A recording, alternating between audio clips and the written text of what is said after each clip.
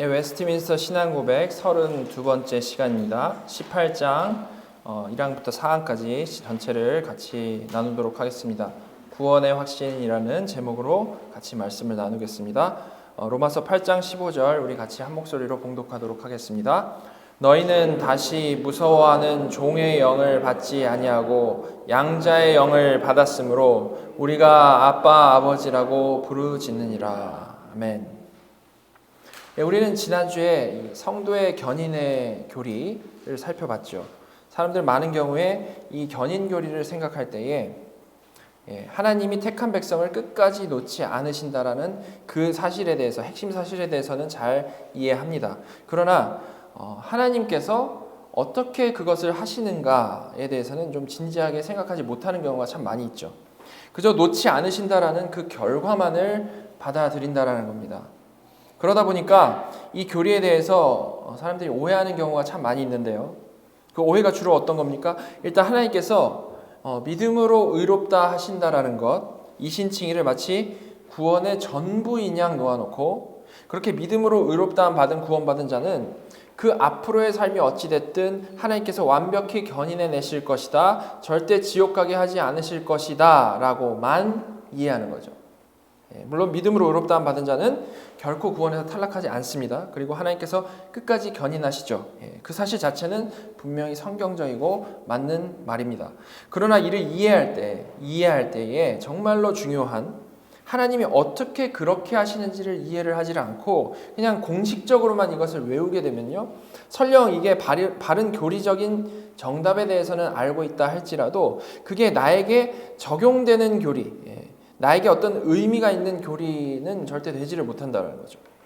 말씀드린 대로 우리가 거듭나서 믿음으로 의롭다함 받은 그 하나님의 자녀가 되면 하나님께서는 분명히 견인을 해 주시는데, 그 말은 죄를 지어도 더 이상 하나님께서 간섭하지 않으신다라는 말이거나 죄가 많아도 전혀 아무런 문제 없이 죽어서 천국에 그냥 그 상태 그대로 들어간다라는 말이 절대 아니라는 겁니다. 만약에 그렇다라면 정말 우리의 구원은요, 지금까지 제가 계속 설명해온 다른 여러 가지 개념들이 전혀 필요 없이 그냥 칭의 하나면 되겠죠. 그죠? 칭의 하나면 될 겁니다. 믿음으로 영단번에 의롭다함을 받았기 때문에 그 후로는 사실 더 이상 뭘 하든 뭘 안 하든 그냥 전혀 문제도 없고 의미도 없는 것이 된다라는 거죠. 만약에 우리의 구원을 그렇게만 생각하고 있다면 우리는 인격적이신 하나님, 살아계신 하나님을 믿고 있다라기보다는 이신칭이라는 마치 어떤 이 자연 법칙과도 같은 그런 것을 믿는 종교 생활, 그죠? 그냥 방정식 X항에다가 믿음이란 거 넣기만 하면 모든 게 끝나는 그런 종교 생활을 하고 있을 가능성이 높다는 겁니다. 그게 절대 아니고, 그렇게 믿음으로 의롭다함을 받은 이후에 성도의 인생은 죽기까지 그냥 어떤 이제 진공 상태에 놓여 있는 게 절대 아니고 하나님께서 철저히 인도하시는 인생이 된다는 겁니다. 하나님께서 철저히 인도하시는 인생. 창세 전부터 선택하여 주신 그 아버지의 사랑 안에서, 그리고 보좌 우편에서 그리스도께서는 중보 기도를 해주시고 땅에서는 성령께서 성도 안에 내주하시면서 세밀하게 완벽히 인도해 내시는 것이죠. 즉 믿음으로 의롭다함 받았으면 그런 성도는 하나님이 견인하셔서 끝까지 놓지 아니하시는데, 그 방법이 단지 어떤 칭의 문서에 우리가 사인했기 때문에, 그 후에 어떤 것을 하든 무엇을 하든 법적으로 의인이 되어버렸기 때문에 죄를 지어서 하나님 마음에 안 든다 해도 어쩔 수 없이 너는 이미 칭의를 받았기 때문에 어쩔 수 없구나 해서 무조건 천국에 보내주시는 그런 게 아니고, 그렇게 의롭다 여김받게 한 그 믿음으로 그 후에 모든 인생을 삼위일체 하나님의 철저하신 인도하심과 징계하심과 보호하심 아래서 거룩으로 지어져가는 인생을 살아가는 것이라는 말입니다. 그렇게 하나님께서는 어떤 꽉 찬 견인을 해주시는 거죠. 그죠? 자, 이에 대해서 루이스 벌코프는 이렇게 설명을 했습니다. 견인하는 분은 인간이 아니고 하나님이시다. 견인은 심령 안에서 시작된 신적 은혜의 사역이 지속되고 완성에 이르게 하는 신자 안에서의 성령의 지속적 사역이라고 정의될 수 있다. 하나님께서 자신의 사역을 포기하시지 않기 때문에 신자들은 끝까지 견딜 수 있게 된다. 이렇게 견인은 절대 우리가 방종하도록 여유를 주는 그런 교리일 수가 없다라는 겁니다. 지금 엉망으로 살아도 어차피 견인하실 거니까 마음 놓아도 된다라는 맥락이 거기에 전혀 들어있지 않다라는 거죠. 근데 오늘은 이런 하나님이 이루시는 견인 안에서 살아가는 이 성도가 누리는 복된 유익, 이제 확신에 대해서 이제 나누려고 하는데요. 이 확신교리 역시 어떤 오해를 받냐면 너무 이게 확신하면 사람들이 방종하는 거 아니냐라는 그런 또 오해를 받습니다. 근데 전혀 그렇지 않고 정말 성도의 인생에 있어서 너무나도 중요하고 복된 교리가 이 확신교리라는 거죠. 자, 우리가 오늘 이를 살펴보면서 같이 이것을 좀 확인하면서요, 모두 다 이 복된 구원의 확신을 정말로 누릴 수 있으면 좋겠습니다. 자, 1항부터 보시면 첫 번째 문장을 보시면 위선자들과 중생하지 못한 사람들은 자신들이 하나님의 총애를 받고 구원의 상태에 있다는 거짓된 소망과 육신적인 억측으로 헛되이 속을 수 있으나 그들의 소망은 무너질 것이다. 예. 위선자들과 중생하지 못한 사람들. 사실 이 둘은 동일하게 거듭나지 못한 사람들을 말을 하는 거죠. 그런데 중생하지 못한 사람들 중에서 특히 위선자들, 그 위선이라는 그런 모습을 보이는 사람들은 누굽니까? 성경에서 보면 전형적으로 바리새인을 이 위선자로 설명을 하고 있습니다. 여러분, 바리새인 어떤 사람들이었죠? 바리새인 거듭나지 않았음에도 거짓된 확신 가운데 자신들이 정말 하나님을 잘 믿는 사람인 양 행동하는 그런 사람들이 바리새인들이었죠. 사실 영적으로 봤을 때는 하나님과 그 사람들은 단절되어 있는데 신앙 고백에 나온 대로 자신들이 하나님의 총애를 받고 구원의 상태에 있다는 거짓된 소망과 육신적인 억측으로 헛되이 속이고 스스로도 속는 사람들이 바로 그 사람들이었다는 겁니다. 근데 이것은 성경시대뿐만이 아니고 인류 역사상 교회 안에는 이런 사람들이 언제나 많이 존재해 왔습니다. 죄인에게서 나오는 게 언제나 동일하죠. 그렇기 때문에 그렇습니다. 지금 이 시대에도 너무나도 많은 위선자들이 존재하는 것이 사실이라는 말입니다. 그러나 아무리 그렇게 자신의 위선으로 사람은 속일지라도요, 하나님은 절대 속일 수가 없죠. 그죠? 주님은 이런 자들에게 이렇게 말씀을 하신 겁니다. 마태복음 7장 22절 23절. 그날에 많은 사람이 나더러 이르되 주여 주여 우리가 주의 이름으로 선지자 노릇하며 주의 이름으로 귀신을 쫓아내며 주의 이름으로 많은 권능을 행하지 아니하였나이까 하리니 그때 내가 그들에게 밝히 말하되 내가 너희를 도무지 알지 못하니 불법을 행하는 자들아 내게서 떠나가라 하리라. 지금 이 사람들은 자기 자신으로서는 주님께 친근감을 표현하면서 주여 주여라고 표현을 하고 있는 겁니다. 친하다는 거죠. 근데 주님은 그것을 보면서 나는 널 모른다라고 하신다는 거죠. 이쪽에서는 친하다고 하는데 이쪽에서는 모른다라고 하신다는 거죠. 즉 위선이 아니기 위해서는 정말로 주님께 믿음으로 접붙임 받은 자, 정말로 인격적으로 주님을 아는 자여야 위선이지 않을 수가 있는 건데 전혀 그런 것에 대한 진지한 점검이 없이 평생을 그런 척하면서 하나님을 속이고 사람들을 속이고 스스로 속이면서 살아가는 것이죠. 여러분, 우리는 실제로 여러 가지 노력으로 그리고 그런 척하는 연기로 교회 안에서 평판을 만들 수도 있고요. 존경받는 신앙인으로 살아갈 수도 있습니다. 또한 재력이 있다면 또 수많은 일들을 교회 안에서 해낼 수 있겠죠. 그러나 아무리 그렇게 사람들 앞에서 자기 자신의 이미지를 만들어 간다 할지라도 주님은 그들에게 머뭇거리면서 말씀하시는 것도 아니고 밝히 말씀하시길 너희를 도무지 알지 못하니까 떠나라 라고 하신다는 겁니다. 도대체 넌 누구냐라는 거죠. 그죠? 여러분, 이게 생각해보면 이게 너무 당연한 거 아닙니까? 한번 이렇게 좀 생각을 해보시기 바랍니다. 미국 대통령과 만나서 어떤 사람이 악수를 한번 한 거를 이제 집안의 갑옷처럼 벽에다 붙여놨어요. 그걸 걸어놓고 사람들 앞에서 나는 대통령하고 아주 막역한 사이라고 속여가지고 수많은 유익을 취하는 사람이 있다라고 생각을 해봅시다. 그렇게 살던 중에 어느 날 그 대통령에게 그 사실이 걸리게 된다면 대통령이 뭐라고 하겠습니까? 그죠? 당신이 누군데 나랑 친하다고 사칭하고 다닙니까?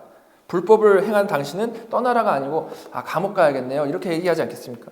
너무나도 이게 당연한 겁니다. 이렇게 거듭남 없이 하나님을 믿는다라고 하는 것은 처음부터 끝까지 위선일 수밖에 없는 거죠. 평소 삶의 형태가 위선자라는 게 아니고 신앙적으로 위선자라는 겁니다. 주님은 그런 자들을 당연히 모른다라고 하시는 거죠. 그래서 신앙 고백은 그런 자들의 소망이 무너질 것이다 라고 분명히 말을 하고 있는 겁니다. 자, 그러나 반대의 경우는 어떻습니까? 신앙 고백은 이어서 이렇게 말을 하죠. 그렇지만부터 보시면 그렇지만 주 예수를 참으로 믿고 그를 신실하게 사랑하며 선한 양심을 다해 그분 앞에 행하려고 노력하는 사람은, 그런 사람 누굽니까? 바로 거듭나서 삼위일체 하나님의 견인하심 안에 있는 그 사람이겠죠. 바로 그런 사람은 신앙 고백 이어서 보시면 이 땅에서 자신이 은혜의 상태에 있다는 것을 분명히 확신할 수 있고 하나님의 영광의 소망 가운데 즐거워할 수 있다. 이 소망은 그들을 결코 부끄럽게 하지 않을 것이다. 진짜로 거듭난 성도는 이 땅에서 살아가는 동안에 자신이 은혜의 상태에 있다는 것을 분명히 확신을 할 수 있고 하나님의 영광의 소망 가운데 즐거워할 수 있다라고 지금 말을 하고 있는 겁니다. 제가 자주 말하는 이미온 천국을 누리는 그것은 바로 이 구원의 확신과 아주 밀접한 관계 안에 있는 거죠. 그죠? 한번 생각해 보세요. 장차올 천국, 우리가 소위 말하는 죽어서 가는 그 천국에 가면 이 모든 게 사실 완벽히 다 드러나 버린 이유겠죠. 죽어서 가는 천국에 가면 거기서 내가 구원받았다는 확신은 거기서는 너무나도 당연한 겁니다. 그렇지 않겠습니까? 이미 다 결론이 났기 때문에 당연하겠죠. 그런데 그 확신을 이 땅에서 땡겨와가지고 우리가 누린다라는 것, 그 죽어서 누릴 그 확신을 이 땅에 땡겨와가지고 누린다라는 것, 이것은 곧 이미 온 하나님 나라를 살아가기 위한 기본적인 마음 상태를 장착했다라는 의미가 되는 겁니다. 이처럼 거듭난 성도에게 있어서 이 땅에서 누리는 그 구원의 확신은 마땅히 추구해야 하는 너무나도 중요하고 귀한 복된 그러한 마음 상태라는 겁니다. 자, 이렇게도 중요한 거죠. 구원의 확신이라는 게. 자, 그럼 이제 이어지는 2항을 보면서 그 확신이 정말 정확히 무엇이며 어디에서 오는 것인지에 대해서 좀 생각을 해보겠습니다. 신앙고백은 먼저 뭐가 진정한 구원의 확신이 아닌지부터 분명히 말을 다시 한번 하고 있습니다. 2항 첫 번째 보시면 이러한 확실성은 속기 쉬운 소망에 근거한 단순한 추측과 그럴듯한 신념이 아니라 구원 약속에 대한 신적인 진리에 기초한 신앙의 무모한 확신이다. 신앙고백 먼저 사람들이 이 확신에 대해 가장 오해하고 있는 생각, 이러한 확실성은 속기 쉬운 소망에 근거한 단순한 추측과 그럴듯한 신념이 아니다라는 것에 대해서 분명히 말을 해주고 있습니다. 여러분 지금까지 교회 다녀오면서 이 잘못된 확신을 가지고 살아오시는 분들을 많이 경험하셨을 겁니다. 과거에 자신의 모습을 봐도 그런 분들이 많이 있겠죠. 자, 그럼 잘못된 확신들은 여러 가지 모습으로 나타나게 되는데요. 그 중에 첫 번째는 자신의 어떤 행위에 근거한 잘못된 확신입니다. 행위에 근거한 잘못된 확신. 예를 들어서 나는 지금까지 정말 큰 죄 저지른 거 하나 없이 정말 착하게 선하게 잘 살아왔다라는 거. 그리고 나는 한 번도 지금까지 교회에 빠지지 않았을 뿐만 아니라 새벽 기도도 한 번도 빠지지 않고 했다라는 거. 단기 선교 몇 번 갔다 오고 교회 개척을 몇 번 하고 헌금을 얼마나 하고 등등등 여러 가지 교회와 관련해서 한 행위에 근거해가지고 자신의 신앙과 구원을 확신하는 겁니다. 가장 많은 사람들이 빠져있는 잘못된 확신이죠. 그죠? 본래 이 복음, 하나님의 말씀을 들을 때 그거에 대한 바른 반응은요. 그 내용을 듣고 이제 자신의 마음을 돌아보는 겁니다. 정말 그러한가? 그런데 많은 사람들은 복음을 듣고도 이런 지금 제가 말씀드린 종교적 행위를 근거로 나는 이거에 해당 사항이 없다. 나는 그걸 고민할 단계가 아니다. 그 수준이 아니다. 라는 듯이 말을 하죠. 그렇지 않습니까? 예를 들어서 스스로 거듭났는지를 정말 돌아봐야 됩니다라고 말을 하면 정말 이제 그걸 돌아봐야겠죠. 그 말을 했으니까. 근데 그에 대한 답으로 내가 교회를 지금까지 몇십 년을 다녔고요. 직분이 뭐고요. 무슨 일을 해왔습니다. 라는 대답을 한다라는 겁니다. 그죠? 진리를 전하면 사실 그에 대한 진리에 대한 반응이 있어야 되는 것인데 전혀 딴소리만 하고 있는 거죠. 왜 그럴까요? 사람들은 자신의 구원의 확신을요 언제나 그런 행위들에 놓고 살아왔기 때문에 그런 겁니다. 내가 이만큼 했으니까 나는 당연히 구원받은 사람일 거야 라고 계속해서 자신을 생각해왔기 때문에 그런 답이 바로 나오는 거죠. 그래서 평생 열심히 뭔가를 하긴 하는데 당연히 복음을 모르고 또한 이 머리로는 안다 해도 자기에게 적용을 시켜본 적이 없기 때문에 결국 주님으로부터 듣게 되는 대답은 무엇일 수밖에 없습니까? 내가 도무지 너를 알지 못한다. 내가 너를 도무지 알지 못한다. 그 말씀밖에 없는 거죠. 아주 심각한 문제인 겁니다. 그리고 이보다 좀 더 교묘한 잘못된 확신이 있는데요. 그것은 자기가 가진 지식의 정도로 확신을 한다든지 아니면 자기가 경험한 어떤 큰 감정에 근거해서 확신을 한다든지라는 겁니다. 내가 이만큼 깨달았기 때문에 내가 성경 말씀을 이만큼 많이 잘 알고 있기 때문에, 내 구원은 확실하다라고 생각을 하거나, 아니면 내가 어떤 뜨거운 감정을 가졌기 때문에, 내가 한번 어떤 부흥에 가서 찐하게 울었기 때문에, 내가 어떤 강력한 영적 체험을 했기 때문에 내 구원은 확실하다라고 생각을 하는 거죠.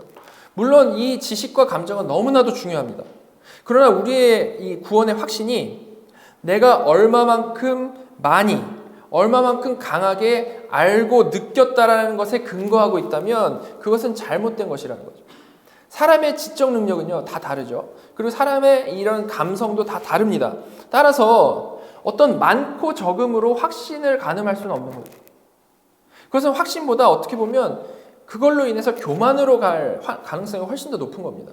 내가 이 정도 했으니 너희는 나를 본받아라. 뭐 이런 것처럼. 그죠? 자, 그럼 무엇에 근거한 확신이어야 맞겠습니까? 우리의 구원의 확신은 신앙 고백에 나온 대로 구원 약속에 대한 신적 진리에 기초한 신앙의 무한 확신이어야 되는 겁니다. 그냥 많이 강하게 알고 느끼기만 하면 되는 게 아니고 그 이전에 그 내용과 그 방향성이 분명해야 된다는 거죠.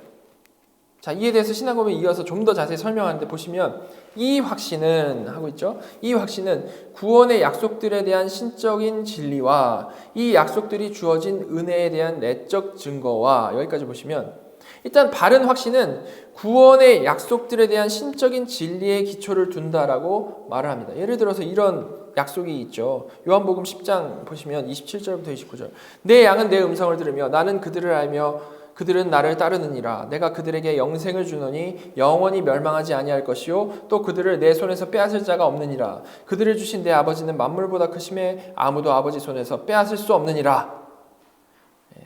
단순히 어떤 성경 퀴즈에 대해서 1등할 성경 실력을 가지면 되는 게 아니고 복음을 제대로 알아서, 복음을 제대로 알아서, 성경을 많이 아는 게 중요하지만 그게 지금 이 확신과 관련되는 게 아니고 복음을 제대로 알아서 이런 구원의 약속의 그 귀한 가치를 정말로 알아볼 수 있는가, 그게 중요하다는 거죠. 정말로 구원이 무엇인지, 그것이 나에게 어떻게 적용되는지를 분명히 아는 겁니다. 이것은 하나님이 하신 일, 내 밖에서 일어난 일이죠. 하나님이 나를 위해서 어떻게 구원의 일을 하셨는가를 아는 거니까 내 밖에서 일어난 일을 아는 것인데, 변치 않으시는 그 신실하신 하나님과 하나님의 약속을 신뢰하는 것이죠. 그렇기 때문에 확신 중에서도 어떤 확신이라고 얘기를 하냐면 이거를 객관적인 확신이라고 하는 겁니다. 객관적인 확신. 하나님이 객관적으로 하신 것을 나는 확신한다는 거죠. 그러니까 성경을 전체 아는 거 중요하지만 거기서 하나님께서 구원에 대해서 말씀하신 것을 분명히 알고 그 변치 않는 것에 대해서 객관적 확신을 갖는 거라는 말입니다. 그리고 둘째로 이 약속들이 주어진 은혜에 대한 내적 증거가 필요하다고 하는데, 단지 그 약속을 제대로 그냥 알아보기만 하면 되는 게 아니라 그 구원 약속들이 얼마나 큰 은혜인지, 정말로 얼마나 큰 은혜인지를 내적으로, 마음으로부터 감정적으로 반응하는 모습 역시 있어야 한다는 거죠. 그래야 바른 확신을 가질 수가 있다는 겁니다. 이는 확신 중에서도 주관적 확신이라고 하는 거죠. 내가 마음으로 정말 아는 것, 주관적 확신. 근데 여기서 중요한 것은 이것이 그냥 단순히 종교적인 어떤 경험을 뜨겁게 하기만 하면 된다라는 말이 아니라는 겁니다. 그게 아니고 신앙 고백의 표현대로 이 약속들이 주어진 은혜에 대한 내적 증거, 이 약속들이 주어진 그 은혜에 대한 내적 증거, 즉 객관적 확신의 그 내용에 대한 감정이라는 거죠. 객관적 확신을 전제한 주관적 확신이라는 점이 너무나도 중요한 포인트라는 겁니다. 그냥 아무거나 어디 가서 그냥 한번 찐하게 느꼈다, 이게 중요한 게 아니고 정말 그 구원, 하나님이 나를 위해서 무엇을 하셨는지 그거에 대한 감정, 그 확신, 그게 중요하다는 거죠. 근데 이런 객관적 확신을 깨닫는 것, 주관적 확신을 느끼는 것 모두 다 이게 제대로 되어지기 위해서 뭐가 중요하겠습니까? 절대 다 우리가 잘나서 이거 해내는 게 아니죠. 남들보다 잘났기 때문에 깨닫는 게 아닙니다. 이는 전적으로 성도 안에 내주하시는 성령님이 깨닫게 하시고 느끼시게 하는 것이라는 말입니다. 그래서 신앙 고백은 이 확신이 우리의 영과 함께 우리가 하나님의 자녀인 것을 증언하는 양자의 영의 증거에 기초를 두고 있다. 이 성령은 우리 기업에 대한 보증이시며 이 성령으로 말미암아 우리는 구속의 날까지 인치심을 받는다. 그렇게 말을 하는 겁니다. 이렇게 우리의 확신은 지적으로 많이 알고 남들이 경험하지 못한 어떤 특별한 감정을 갖는 것에 달린 게 아니고 성령 안에서 복음의 약속들을 믿고 이해하며 또한 그것을 마음으로부터 우리가 받게 될 때에, 즉 성령 안에서 객관적 확신과 주관적 확신을 모두 갖게 될 때에 우리는 온전한 구원의 확신을 누릴 수가 있다라는 거죠. 다시 정리하면 성도가 추구해야 할 구원의 확신은 하나님에 대한 확신이죠. 즉 내 밖에서 하나님이 구원을 위해 하신 일을 믿는 그런 객관적인 확신과 동시에 내가 그 객관적 확신의 내용에 대해서 지식적으로, 감정적으로, 경험적으로 누리는 확신인 이런 주관적 확신이 성령님의 주권 아래서 견고해지는 것을 말한다는 것입니다. 이렇게 구원의 확신을 이해할 때 어느 한쪽에 치우치지를 않고 객관적인 확신과 주관적 확신을 같이 이해하는 것이 너무나도 중요하다라는 것이죠. 그렇죠? 만약에 그렇지 않고 객관적 확신만을 구원의 확신으로 이해하게 되면 어떨까요? 중요한데 사실 명쾌하고 쉽기는 합니다. 그렇지 않겠습니까? 신실하시고 불변하시는 그 하나님께서 하나님의 뜻대로, 하나님의 주권대로 구원을 이루셨다라는 그 사실을 확신하는 것이기 때문에 이건 중요하죠. 내가 아무리 요동쳐도 하나님은 반석이시기 때문에 하나님의 그 변치 않으심에 근거한 확신을 갖는다라고 하면 이보다 더 분명하고 좋은 확신의 근거는 없는 겁니다. 그러나 그게 맞다 해도 그렇게 우리가 만약에 객관적인 확신만 갖게 된다면요, 분명히 이제 실질적인 문제가 따라옵니다. 뭡니까? 그 주님이 확실히 이루신 구원에 대해서는 분명히 아멘 하는데 그게 과연 정말 나와 상관 있는 게 맞나? 거기서 그렇게 하신 거는 확신하는데 그게 정말 나와 상관된 게 맞나? 나에게 그것이 정말 적용될 수 있는가에 대한 고민이 생기게 되는 거죠. 여러분, 확신이라는 건요, 근본적으로 내 마음을 근거로 한 게 아니라 변치 않은 하나님이 하신 일을 근거로 확신하는 것이 맞는데, 또한 그 하나님이 하신 일을 내 마음 가운데 어떤 확신의 감정으로 와야만 우리가 확신을 누린다라고 말할 수 있는 거 아니겠습니까? 그죠? 그래서 분명히 하나님이 하신 일, 객관적인 확신이 중요하지만 절대 객관적인 확신일 수만 없는 거고, 이를 개인적으로 받아들이는 주관적 확신이 꼭 거기에 이어져야만 된다는 겁니다. 그 이 두 종류의 확신을 온전히 갖기 위해서는 전적으로 성령님의 인도하심이 있어야만 한다는 것이죠. 여러분, 바로 이렇게 성령 안에서 하나님이 하신 일에 대해서 확신을 갖고 그것을 마음으로 받아서 확신을 누리는 것을 온전한 구원의 확신이라고 말을 하는 겁니다. 자, 그런데 이 시대에는 이미 나눈 대로 이와는 다른 정말 잘못된 확신을 가지고 살아가는 사람들이 참 많이 있죠. 전혀 성경이 말하는 바가 아닌데 무언가 자기가 생각하는 기준을 가지고 확신을 갖고 살아갑니다. 왜 이런 사람들이 많아졌을까요? 교회 안에 왜 이런 사람들이 정말 많을까요? 여러 가지 이유가 있겠지만 저는 무엇보다도 이 공식화되어 있는 믿음이 큰 이유가 된다라고 생각을 합니다. 구원의 확신을 단순히 영접 기도를 진실되게 따라한 그 기억에 놓거나 구원의 확신인 사람 손들어 보세요 라는 식의 질문을 통해서 확신이 마치 조금의 의심도 없이 그럴 줄로 믿습니다라고 마음속으로 계속 세뇌시키면 되는 것인 양 설명해 왔던 잘못된 생각들에 의한 거죠. 사실은 확신이 없는데, 사실은 마음에 확신이 없는데 손들어 보세요 할 때 자신감 있게 손들면 그것이 마치 어떤 신앙 고백이 되어가지고 확신이 되는 것처럼 스스로 오해하는 일들이 많이 생긴다는 겁니다. 여러분, 정말 마음에 확신이 없으면 확신이 없는 겁니다. 심플하죠. 마음에 확신이 없으면 확신이 없는 겁니다.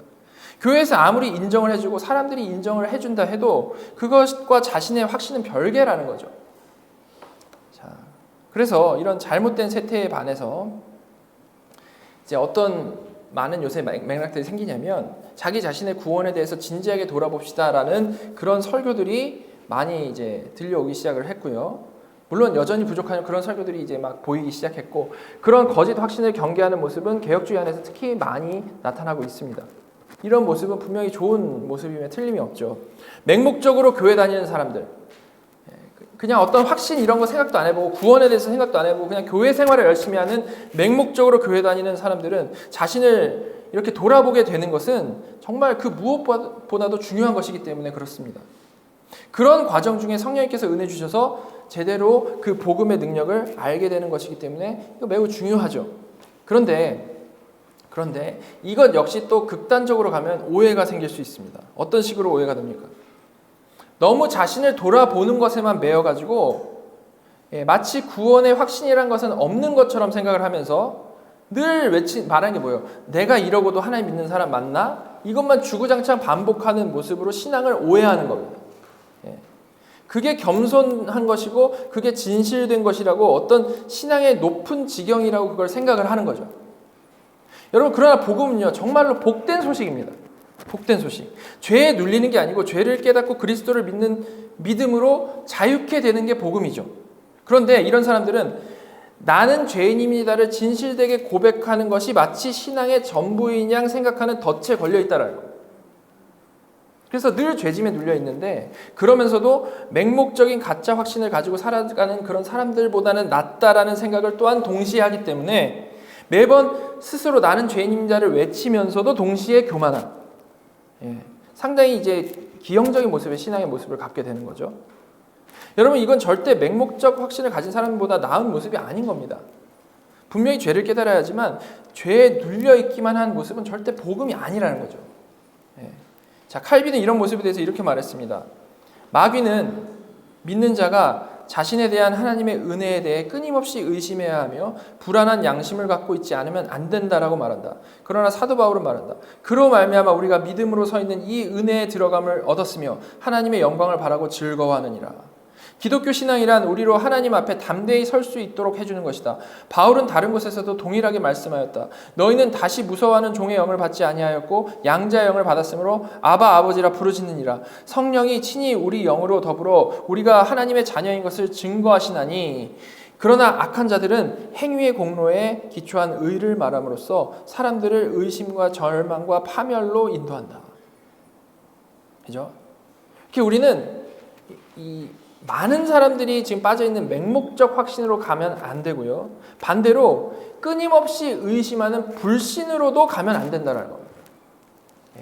성도는 이미 말씀드린 대로 하나님이 하신 일에 대한 객관적인 확신과 그에 대한 반응이 되는 내 마음의 주관적인 확신을 모두 갖춘 성령 안에서의 참된 확신을 향해 나아가야 되는 존재라는 것이죠. 참된 확신.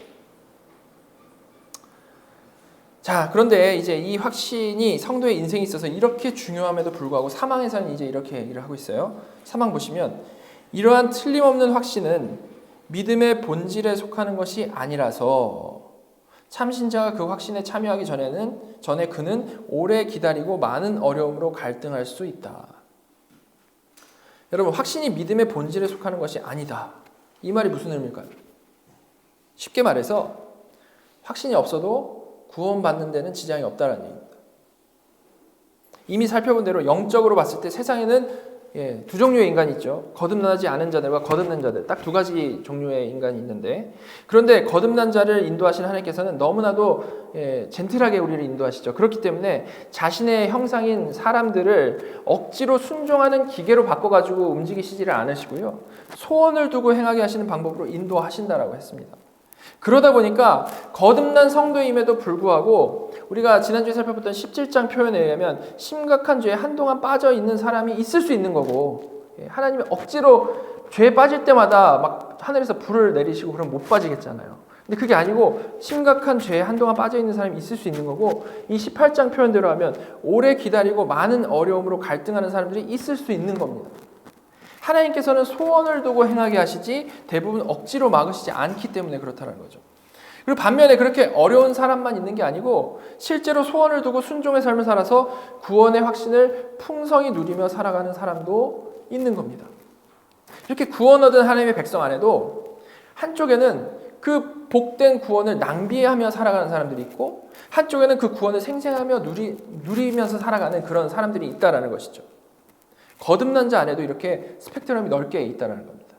따라서 당연히 성도라면, 당연히 하나님의 자녀라면 심각한 죄에 빠지는 쪽이 아니고 확신을 풍성히 누리는 쪽을 향해서 갈망하며 그것을 목말라 하며 살아야겠죠. 그죠? 그게 거듭난 성도의 바른 삶의 태도라는 겁니다. 그런데 그럼에도 불구하고 아무리 그렇지 못하다고 해서 은혜로 거듭난 자가 다시 그 구원에서 탈락하고 거듭나지 못한 자로 돌아가는 것은 절대 아니죠. 그죠? 그게 이제 확신이 그런 의미인 겁니다.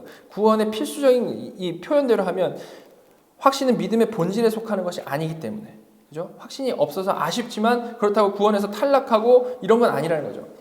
바로 그런 의미에서 확신은 성도라면 당연히 바라봐야 하는 복된 상태인 것은 정말 맞지만 믿음의 본질에 속하는 건 아니다라고 표현을 한 거라는 거죠. 자, 토마스 브룩스 청교도인데요. 이분은 이를 이렇게 정리를 했습니다. 확신은 그리스도인의 행복에 있어서 필요 조건이지만 그리스도인의 신분을 결정짓는 필요 조건은 아닙니다. 확신은 그리스도인이 누리는 위로에 있어서는 필요 조건이지만 그리스도인의 구원을 결정짓는 필요 조건은 아닙니다. 믿음이 없는 사람은 구원을 받을 수 없지만 확신이 없어도 구원은 받을 수 있습니다. 예, 명쾌하게 정리를 잘 해주셨죠. 이해가 되시죠? 이렇게 신앙 고백은 구원에 있어서 확신이 어떤 의미인지를 먼저 설명을 한 다음에 이어서 그 확신을 이제 누리는 방법에 대해서 또 쭉 이어서 설명을 해주는데요. 보시면 그러나부터 보시면 그러나 그는 성령으로 말미암아 하나님이 자신에게 값없이 주신 것들을 알 수 있기 때문에 특별한 계시 없이도 통상적인 수단들을 바르게 사용해서 그러한 확신에 도달할 수 있다. 그러므로 모든 신자는 자신의 부르심과 택하심을 확실하게 하기 위해서 열심을 다할 의무가 있다. 구원의 확신이 믿음의 본질에 속하는 것이 아니라고 했는데, 자, 그럼에도 불구하고 어쨌든 거듭난 성도 안에는 내주하시는 성령님이 계십니다. 그렇죠? 실족해 있는 자에게도 성령님은 떠나지 않고 계속 계시는 겁니다. 그리고 그 성령님의 열심은 성도가 타락에서 벗어나도록 일을 하시는 거고요. 또한 확신을 누리는 쪽으로 나아가게 인도해 주시죠. 근데 중요한 것은 성령님이 그렇게 우리를 확신으로 이끄실 때 신앙 고백을 말하길 통상적인 수단들을 바르게 사용해서 그러한 확신에 도달할 수 있도록 이끄신다는 겁니다. 통상적인 수단. 이게 무슨 말입니까? 확신을 주시려고 어젯밤 꿈속에 예수님이 나타나셔가지고 뭐라고 얘기하지 않으신다는 얘기입니다. 절대로. 그게 아니고 통상적인 은혜의 수단, 말씀, 성례, 기도를 바르게 사용하는 가운데 믿음을 강화시켜 주심으로 성도는 확신에 이르게 된다는 거죠. 말씀과 상관없는 꿈, 환상이나 경험에 근거해서 확신을 갖는 것은 다 허황된 것일 뿐이라는 말입니다. 그게 도대체 어디서 온지 어떻게 확신을 해요, 그거는. 예? 그냥 기분 좋으면 예수님이 주신 겁니까? 그건 말도 안 되는 겁니다. 예.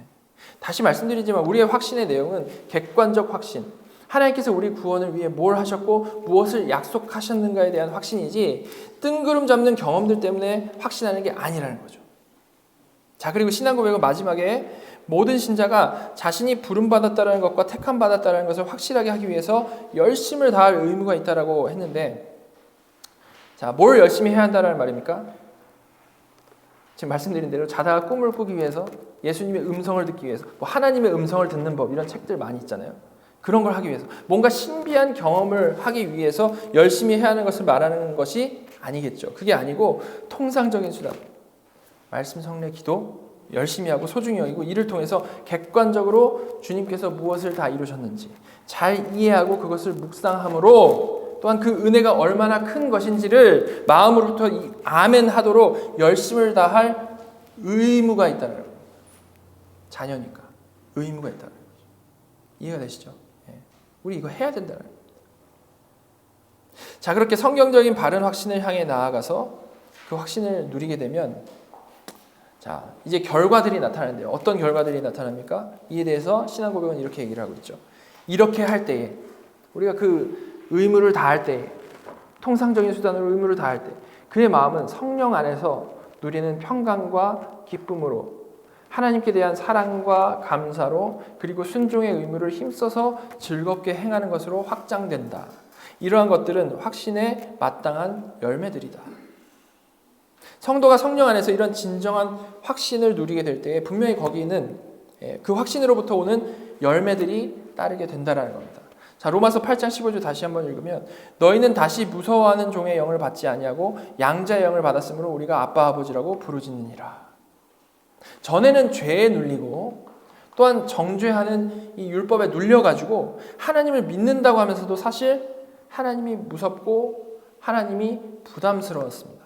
그러나 구원의 확신을 얻고 나서는 더 이상 종이 아니라 자녀가 되었음을 정말로 진짜로 정말 마음으로 알아버렸기 때문에 어떤 상황 가운데서도 평강과 기쁨을 잃지 않을 뿐만 아니라 그 확신이 커져갈수록 그 기쁨과 평강은 확장되게 된다는 거죠.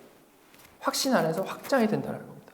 그리고 그렇게 진짜 자녀됨을 누리며 살아가게 되니까 신앙 고백에 이어지는 대로 하나님을 향해서는 사랑과 감사가 넘쳐나고 순종도 더 이상 하기 싫은데 막 억지로 하는 순종이 아니고 사랑하고 감사한 만큼 즐겁게 행하는 것으로 바뀌게 되는 거고 이 역시 이제 확신할수록 점점 더 그게 확장이 된다는 거죠. 그죠?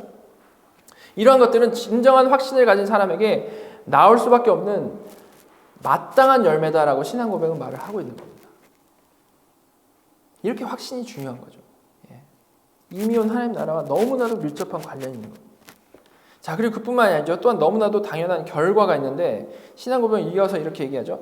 그래서 확신은 결코 사람으로 방종에 빠지게 하지 않는다. 결코 사람으로 방종에 빠지게 하지 않는다. 절대 구원의 확신을 가진 자는 방종으로 갈 수가 없다라는 겁니다. 확신에 대해서 오해하는 사람들은 구원을 확신하게 되었으니까 이제 구원에서 떨어질 리 없다라고 생각하게 되었으니까 그 이후로 사람은 방종할 것이다라고 생각하고 그걸 이제 공격합니다. 주장하고 실제로 그래서 확신은 잘못됐다라고 얘기하는 사람들이 있죠. 확신하면 사람들이 마음대로 살 거 아니냐 뭐 이런 식으로.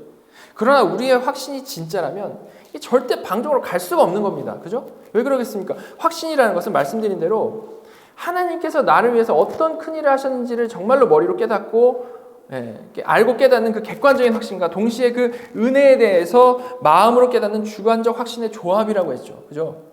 그렇다면 그런 확신을 가진 사람이 주께서 대속해 주신 사랑에 대해서 어떻게 하는 겁니까? 머리와 가슴으로 아는 사람인 거 아닙니까? 그죠? 그게 확신인 거죠. 그죠? 그리고 그 사랑을 알아버린 만큼 또한 자신도 하나님을 당연히 사랑하게 되는 사람일 수밖에 없는 겁니다. 아, 하나님 나 이렇게 사랑하시는구나 하면서 당연히 내 사랑도 올라가는 거죠. 그죠? 그런데 그런 사람이 사랑하는 하나님의 말씀에서 멀어지는, 불순종하는 방종으로 갈 수 있겠습니까? 불가능하죠. 그 하나님의 사랑을 아는 만큼, 정말로 하나님을 사랑하는 만큼 성도는 아버지께 어떻게든 순종하는 삶을 살려고 노력하게 되지 확신한다고 방종으로 갈 수는 없다라는 말입니다. 그렇죠? 인간적인 관계 안에서 생각해봐도 그렇지 않겠습니까? 사랑하면 할수록 뭔가를 해주고 싶어하지 사랑하는데 해주긴 절대 싫어. 이건 말이 안 되는 겁니다. 그죠? 오히려 그렇게 방종으로 간다면 그 사람이 가진 이 확신은 거짓된 확신이구나 라는 것을 분명히 알 수가 있는 것이죠. 여러분 성경은 이에 대해서 이렇게 분명히 말씀합니다. 요한 1서 1장 6절을 보시면 만일 우리가 하나님과 사귐이 있다고 하고 어둠에 행하면 거짓말을 하고 진리를 행하지 아니함이거니와. 그죠? 이렇게 참된 구원의 확신은 절대 방종이 아니라 오히려 올바른 순종으로 인도한다라는 겁니다. 자, 이거를 R.C. 스프롤이 아주 잘 표현을 했는데요. 보시면 우리 구원이 무상으로 주어졌고 그리스도의 사역이 우리를 위한 것임을 확신하게 되면 그것은 우리 중심으로 그분을 사랑하는 불꽃의 연료가 되며 우리는 다음과 같이 말하게 된다. 주님, 당신은 나에게 그렇게 놀라운 선물을 주셨는데 저는 당신에 대한 나의 사랑을 표현하기 위해 무엇을 할 수 있을까요? 예수님은 그 질문에 이렇게 대답하신다. 너희가 나를 사랑하면 나의 계명을 지키리라. 우리는 우리의 구원을 확신할수록 더 하나님의 뜻에 귀 기울이게 되고 결국 온전히 순종하기에 최선을 다하게 되는 겁니다. 그리고 그 확신 가운데 순종하는 삶, 확신 가운데 순종하는 삶은 어떤 고리타분한 삶, 부담스러운 삶이 아니고 그것이 바로 이 땅에서 이미 온 하나님 나라를 풍성히 누리는 삶이라는 거죠. 그죠? 여러분 확신이 이런 것이라면 정말 우리는 이 확신 가운데 거하기 위해서 목말라 해야 되고 최선을 다해야 마땅하지 않겠습니까? 그렇죠? 확신이 그런 거란 말입니다. 자, 그런데 이 신앙고백 18장은 확신을 바라보고 누리는 신자가 주의해야 할 점을 마지막 항목으로 놓고 설명을 하고 있습니다. 왜냐하면 이 확신은 한 번 가졌다고 해서 그 확신이 영원히 지속되는 것은 또한 아니기 때문에 그런 거죠.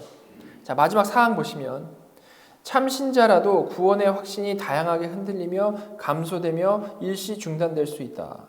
이는 확신을 보존하는데 게으름으로써 양심을 상하게 하고 성령을 근심케 하는 어떤 특별한 죄에 빠짐으로써 그리고 어떤 갑작스럽거나 격렬한 시험에 의해서 하나님이 그의 얼굴빛을 숨기고 그를 경외하는 자일지라도 빛이 없이 흑암 중에 다니게 함으로써 그렇게 되는 것이다. 여기까지 보시면 참신자라도 구원의 확신이 다양하게 흔들리며 감소되며 일시 중단될 수 있다라고 말을 하고 있는데요.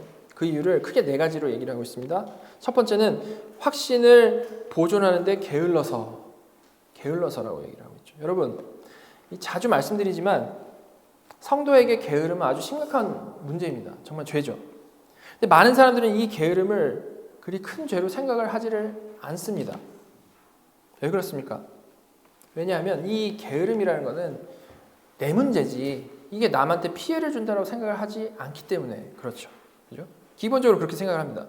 여러분, 그런데 기본적으로 죄라는 게 뭡니까? 죄라는 건요, 사실 사람을 생각하기 전에 하나님 앞에 죄인지 아닌지가 먼저죠. 그죠? 그게 죄입니다. 그리고 이를 분명히 하고 다시 우리가 이거 생각을 하게 되면 게으름이 왜 죄인지가 명백해지죠. 왜 게으름이 죄일까요? 하나님께서는 우리에게 인생을 허락해 주셨습니다. 그죠? 이 땅에 태어나서 하나님을 영화롭게 하고 영원토록 그를 즐겁게 하라는 목적을 주시면서 인생을 허락하셨다는 거죠. 그리고 우리는 거듭났고 그 은혜를 아는 자녀가 되었습니다. 그렇다면 우리 인생의 방향성과 우선순위는 너무나도 명백하겠죠. 그죠? 모든 것에 있어서 하나님을 영화롭게 하고 그를 즐거워하는 것에 합당하게 살아야 되는 겁니다. 근데 여러분 어떠십니까? 하나님이 허락하신 귀한 시간을 대부분 어디에다 쓰면서 살아가고 계시나요? 사실 많은 사람들에게 있어서 하루 24시간을 어떻게 사용하죠? 먼저 나의 유익과 나의 욕망을 채우는데, 내 일 하는데 쓰고, 남는 시간에 하나님과 교제하고 하나님께 순종하려고 하는 것이 그냥 일반적인 생각입니다. 내 걸 깰 생각은 절대 못하죠. 이렇게 사는 것이 너무 당연한 것처럼 되어 있습니다. 심지어 그것만 해줘도 어디냐라는 생각이 압도적입니다. 우리에게 24시간 있는데 하루 30분 성경 읽는 걸로 고민하잖아요. 여러분 어떻게 생각하면서 살아가십니까? 여러분 이게 바로 게으름인 겁니다. 게으름. 우리는 바쁘게 사는 자신을 보면서 자기가 게으르다는 생각을 조금도 하지를 못하죠. 내가 어디 게으른 사람이냐? 내가 이렇게 바쁘게 살아가는데, 이렇게 정말 열심히 사는 사람인데 뭐가 내가 게으른 사람이냐? 그렇게 생각하지 못하지만 사실 우리가 거듭난 하나님의 자녀라고 하면서도 하나님을 알아가고 동행하고 예배하는데 소홀하다면, 다른 말로 하나님께서 허락하신 인생의 대부분을 늘 딴짓하는 걸로만 채우면서 살아가고 있다면 그게 바로 영적인 게으름이라는 거예요. 이 게으름은 분명히 남을 대적하는 건 아니죠. 그죠? 사실 근데 하나님을 주인이라고 고백하면서도 끝까지 자기 삶을 자기의 유익을 위해서만 채우는 불신앙의 죄인 겁니다. 바로 이런 영적 게으름은 우리가 확신을 계속 누리면서 살아가지 못하게 하는 거고요. 다시 무감각한 생활이나 심지어는 다시 심각한 죄에 떨어지게 하는 이제 기본적인 세팅을 만드는 그런 태도인 겁니다. 아, 나는 시간이 없어가지고 못합니다. 근데 어떻게 확신을 갖겠어요? 그죠? 예. 일주일 중에 6일 동안 생각을 안 하고 있었는데 어떻게 확신을 갖겠어요? 그죠? 자, 그리고 확신에 떨어지는 두 번째 이유는 양심을 상하게 하고 성령을 근심케 하는 어떤 특별한 죄에 빠짐으로써라고 설명을 합니다. 하나님 중심으로 살지 못하게 하는 게으름의 죄보다 좀 더 적극적인 죄에 대해서 얘기를 하는 건데요. 예를 들어서 이 시대에 정말 모든 문화에 잠식되어 있는 음란함에 빠져 있다든지, 어떤 거짓말에 빠져 있다든지, 아니면 남을 이간질하고 분열케 하는 그런 죄에 빠져 있다든지, 그런 죄악들에 빠지는 것을 지금 말을 하고, 그렇게 되면 우리의 확신은 당연히 떨어지게 된다는 겁니다. 여러분, 하나님은 거룩하신 하나님이지 않습니까? 그리고 거룩하신 성령께서는 우리 안에서 내주하셔서 확신을 주시고 우리도 거룩으로 지어가신다라고 했습니다. 그럼 거룩으로 지어가시는 그 손길에 우리가 순종할수록 우리 가운데에서 그 강하고 온전한 확신을 더 누릴 수 있게 되는 거겠죠. 그 순종 가운데, 그죠? 근데 그런 성령님의 인도하심을 제대로 거슬러서 늘 음란한 거, 유튜브, 틱톡 이런 걸 통해서 그런 거 보고 있고, 쓸데없는 거 보고 있고, 거짓말하고, 분노, 분열, 그런 걸 조장하는 삶을 살고 있고, 남 욕하는 것만 좋아하고 이런 거 살게 된다면 당연히 우리에게서는 확신이 흔들리고 감소되고 중단될 수밖에 없는 겁니다. 거룩하신 하나님하고 코드가 안 맞잖아요. 그죠? 확신이 없을 수밖에 없는 거죠. 자, 성경은 이에 대해서 이렇게 말씀합니다. 에베소서 4장 30절 31절. 하나님의 성령을 근심하게 하지 말라. 그 안에서 너희가 구원의 날까지 인치심을 받았느니라. 너희는 모든 악독과 노함과 분냄과 떠드는 것과 비방하는 것을 모든 악의와 함께 버리고, 분명히 말씀하고 있습니다. 이렇게 우리의 죄는 우리 안에 성령님을 근심하게 만들고 그로 인해 자연히 우리의 확신은 희미해져 갈 수밖에 없는 겁니다. 자, 그리고 세 번째 이유는 어떤 갑작스럽게 격렬한 시험에 의해서라고 설명을 하는데요. 이 시험은 이제 단지 죄 짓는 것을 말하지는 않고 갑자기 몰려오는 어떤 강한 환난들에 대한 얘기를 하는 겁니다. 우리는 살아가면서 뜻하지 않은 일들을 겪습니다. 갑자기. 모두 다 그런 거 아니지만 그래도 상당히 많은 사람들이 겪는 그런 시험이 너무나도 그 강도가 너무 세고 힘이 들어가지고 도저히 아무것도 할 수 없을 때가 분명히 있죠. 그래서 이제껏 잘 신앙생활 해오다가도 그 시험의 무게 때문에 확신을 잃게 됩니다. 정말 힘든 상황인 거죠. 시편 기자는 그런 환난날에 경험하는 마음을 이렇게 표현한 겁니다. 77편 7절부터 9절까지 보시면 주께서 영원히 버리실까? 다시는 은혜를 베풀지 아니하실까? 그의 인자하심은 영원히 끝났는가? 그의 약속하심도 영구히 패하였는가? 하나님이 그가 베푸실 은혜를 잊으셨는가? 노하심으로 그가 베푸실 긍휼을 그치셨는가 하였나이다. 여러분, 이런 갑작스러운 시험의 상황들은 정말 힘들어서 신자가 정상적인 사고를 하지 못하게 만듭니다. 욥도 그랬고 엘리야도 그랬고 성경의 수많은 사람들이 그런 격렬한 시험을 경험을 했죠. 예수 잘 믿는다고 환난이 없고 시험 없는 게 아니라는 말입니다. 그리고 쉽게 이런 환난을 겪는 이유가 무엇이다라고 말할 수 있는 것도 아니죠. 분명한 사실은 우리 인생 가운데 이런 환난들이 도처에 널려 있고 갑자기 들이닥칠 수 있으며 그때 우리는 확신을 잃기 쉽다라는 겁니다. 자, 그리고 확신이 흔들리는 마지막 이유에 대해서 신앙 고백은 하나님이 그의 얼굴빛을 숨기고 그를 경외하는 자일지라도 빛이 없이 흑암 중에 다니게 하심으로써라고 말을 하고 있습니다. 지금까지 이유들은 자기 내부적인 영적인 이유와 외부적인 어떤 격렬한 시험이 그 이유였었다면 이 마지막은 하나님께서 신자를 기르시는 그 과정 중에 의도적으로 그런 어려운 길을 걷게 하시는 경우가 있다는 것을 말을 하는 거죠. 분명히 하나님은 하나님만의 깊은 뜻을 가지고 이런 일들을 일어나게 하시지만 역시 우리는 그 이유를 분명히 알기 힘듭니다. 우리가 아는 것은 모든 것을 섭리하시는 하나님께서 선하신 뜻 가운데 이런 일을 일어나게 하셨다라는 것을 알 수 있는 정도인 것이죠. 자, 신앙 고백은 이런 신자들이 이런 네 가지 이유로 인해서 구원의 확신이 다양하게 흔들리며 감소되며 일시 중단될 수 있다라고 말합니다. 항상 우리가 풍성한 확신 가운데 거할 수 있다면 정말 좋겠지만 그렇지 않은 것이 현실이고 그런 이유들은 이런 것들이 있다라고 설명을 해주는 거죠. 우리는 누구나 언제나 이런 영적인 침체에 빠질 수가 있다라는 겁니다. 자, 그러나 물론 신자의 삶은 그런 상태로 계속 유지될 수는 없죠. 그죠? 자, 신앙 고백은 이렇게 얘기를 하죠. 그러나 그는 하나님의 씨와 믿음의 생명, 그리스도와 형제들에 대한 사랑, 신실한 마음, 그리고 의무를 양심적으로 행하는 것이 결코 전적으로 없지는 않기 때문에 이러한 것들로부터 성령의 역사로 말미암아 확신이 적당한 때에 되살아나게 된다. 그리고 이러한 것들로 말미암아 그 기간 동안 완전한 절망에 빠지지 않고 지탱된다. 그렇게 우리가 확신을 잃을 수 있음에도 불구하고 이미 확신을 가졌던 진짜 거듭난 성도 안에는 하나님의 씨, 그 성령님이 내주하시며 그 믿음은 분명히 살아있는 것입니다. 그리고 그리스도와 형제들에 대한 사랑 역시 여전히 그 마음 가운데 살아있는 게 사실이고 신실한 마음과 성도로서의 의무에 순종하는 마음 역시 아무리 확신을 잃고 어려움 가운데 있을지라도 결코 전적으로 없어지지 않죠. 여러분, 이것은 마음이 힘들고 고난 가운데 있다라고 해서 가족관계가 끊어지지 않는 것과 마찬가지인 겁니다. 하나님의 양자된 자들은 어려워도 어떤 최악의 상태에 놓여 있을지라도 여전히 자녀로서의 위치를 유지하는 거죠. 그리고 그렇게 바닥을 치고 있어서 스스로 아무런 긍정적인 행동을 할 수 없을 때일지라도 성령님께서는, 중요한 것은 성령님께서는 절대 성도를 완전한 절망에 내버려 두지 않으시고 성도 안에서 일하신다는 겁니다. 이 얼마나 이게 정말 다행이고 감사한 일이겠습니까? 그죠? 그로 인해 성도는 그냥 그 나락에서 계속 머물지 않고 분명히 성령님의 도움하심 아래서 다시 영적으로 소생됨을 경험하게 된다는 겁니다. 성령님께서는 우리를 그렇게 인도하시는 거죠. 자, 여러분, 이렇게 해서 이 구원의 확신에 대해서 그 핵심 내용을 하나하나 우리가 쭉 다 살펴봤는데요.